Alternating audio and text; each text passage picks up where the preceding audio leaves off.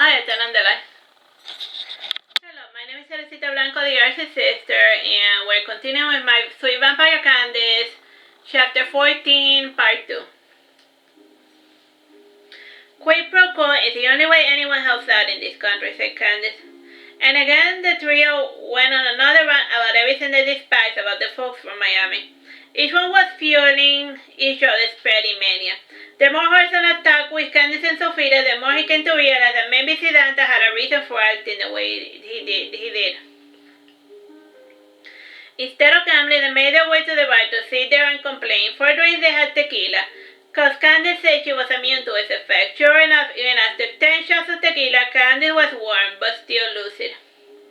The conversation was interrupted when Hosanna was greeted by a fellow. Hosanna talked a bit with a man who was a bodybuilder. At the end of the conversation, Candice asked, who was a nice, smiling gentleman. It's a long story, said Hosanna. We have a lot of time, said Candice, followed by a hiccup. Alice had placed his hand between Candice's thighs. Candice got near the guy and she gave him a love bite. She whispered something in his ear and the guy paid Candice's tab and the drinks of everyone in the casino.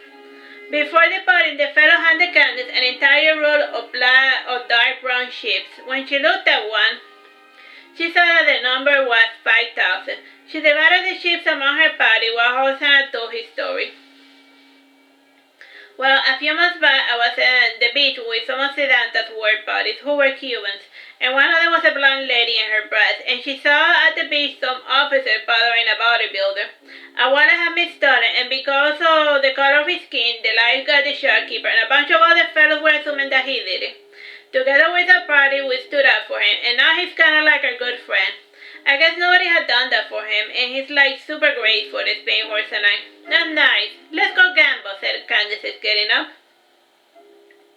The first table that they went to was the roulette. They played some chips on a couple of random numbers, and they lost. From there, they tried poker, blackjack, Texas Hold'em, and the final type of game they tried was baccarat.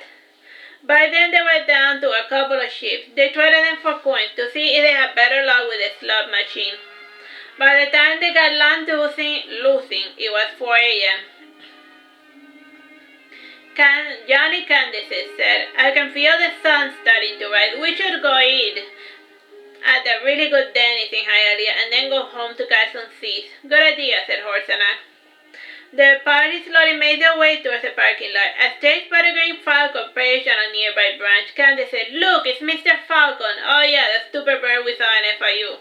Said Sofita, remembering the silly bird. That isn't a falcon, said Horsana. He was allowed to elaborate, but a bunch of douches jumped him. Due to the speed of the attack, Candice surmised that they were not human. The creature opened his mouth wide to suck Horsana's neck. The strange zero type of blood flowed slowly into his mouth, and when it entered the stomach, it started burning. Horsana brought out his knife to stab the vampire in the eye. More vampires appeared, and these ones tried to take on Sofita and Candice. As of lately, Sofita and Candice had gotten into the habit of carrying a gun and a cutting weapon. When the silver bullets ran out, they switched to their knife. A vampire servant tried to take the knife from Candice, and when he got within range, Candice shoved a big piece of his flesh with her shark-like teeth. A different fellow also got within range, and Candice did something she had never done. She threw up her entire dinner she had taken from Mojito, and when the acid of her stomach got enough air, the vampire attacker caught fire. Mr. Falcon was also assisting, much to the annoyance of the group of vampires in the skirmish. Eventually a maiden said, Enough! The vampire attackers backed away, clapping the vampire maiden said, Remember me? Not really, said Candice. You did not even get a character description or a name. The Kaiser wants to see you, said the vampire maiden. Candice shot at the vampire maiden in the head, and since he did not kill her, Candice said, I don't wanna. We're gonna go to Denny's, so leave us alone. I don't care who's your Kaiser or even if he's the fucking president. I go where I wanna go. You will come with us. She was going to elaborate more, but the falcon did a swooping dive and clawed out her eyes. Ah, you bitch! Kill them all, said the vampire maiden. Candice, Sofita, and Horsana started running away through the parking lot, and whenever a vampire got within range, Candice would shoot the fellow. Candice ran out of bullets, but she at least managed to cave in the skull of an enemy as he throwing the gun at his face. All throughout the battle, the falcon came assisting the best it could. Some of the vampires tried to handle the bird by turning into bats, but bats are always the prey of the peregrine falcons. Oh yeah, the time? 9 minutes. The friends made it to the open road. Candice, Sofita, and Horsana crossed the road, and a vampire did the same following after them. Both got run over by a car. From there, they made it to the nearby gas station. The vampire lost track of them for a bit. Candice paid the guy at the store and made him depart, and then they took all the beers. Using paper towels, Candice and Sofita made Molotov cocktails. They threw it at the first vampire that appeared. Horsana recognized some of his own students among the vampires that were drawing near. One said, "Teacher, you are being melodramatic. The Kaiser wants to see you. Nothing bad is gonna happen." Candice grinned near, and then a Molotov to the face to the speaker. To the guy who said it. Candice's eyes were like those of her father, and her hair was starting to stand on end, almost like pins, not actual hair. It was then when the stupid blind vampire showed up, and she said, "Look, the sun is almost up, and I want to go home. I have 2 things that belong to you."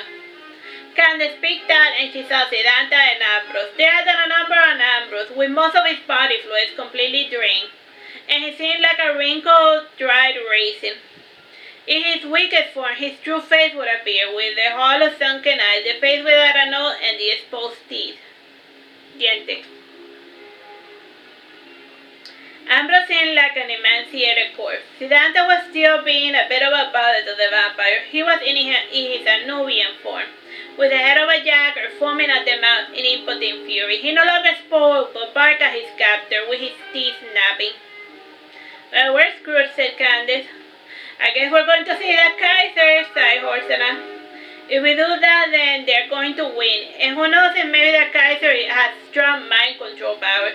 Or maybe he will drain our blood to take our power," said Sofita.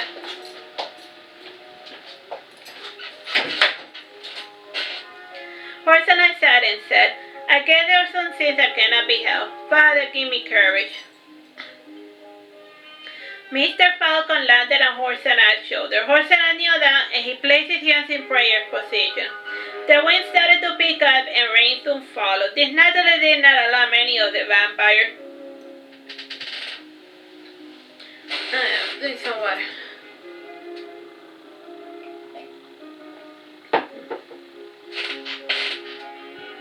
It was actually a welcome occurrence, because it brought them more time away from the sun. The vampire slowly approached the gas station. Horsana opened his mouth wide, and a strange vapor started escaping from within him. The vapor surrounded the enemy, and since the rain had summoned the mist, the fellows were advancing but not taking the problem seriously.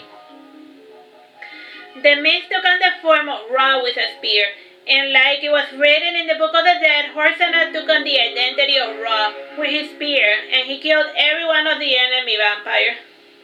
A good portion of the vampires were caught by surprise by the sudden appearance of Ra, with his falcon head, the large sun, and the Egyptian hat, with the ornamental sun on his head, and surrounded by a snake. The slaughter continued, with each incarnation of Ra taking on a different vampire. The vampires tried other trees and animal transformations, but the god Ra is already used to fighting crocodiles, snakes, and many other predators. When the sun finally rose, the sky parted, and the sunrise shone its magical light upon all the many enemy vampires who turned to ash. Alright, we're now in chapter 15. How much time?